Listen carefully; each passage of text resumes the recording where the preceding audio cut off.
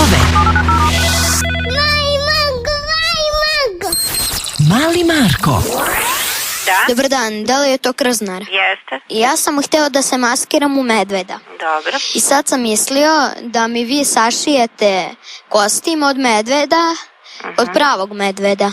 To nemamo odmah, a drugo to je neizvodljivo jer medveđe krzno nemamo, a mnogo bi bilo skupo, a za maskembal je najbolje da ti mama odvede kod krojačice i da kupi veštačko krzno i da napravite kostim za Znam medveda. ja da je skupo, Da. ali ja već imam velikog prepariranog medveda.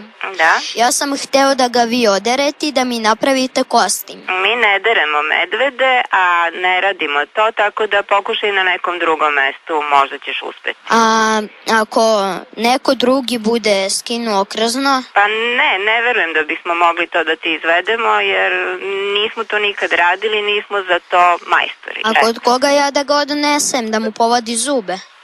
Kod zubara. Ti to mene zafrkavaš, jel? Ne, Ne? ja samo razmišljam.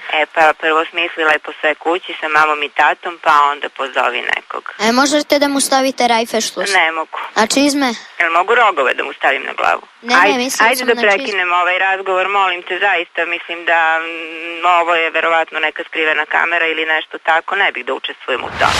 Uz osmeh. Život dobro zvuči.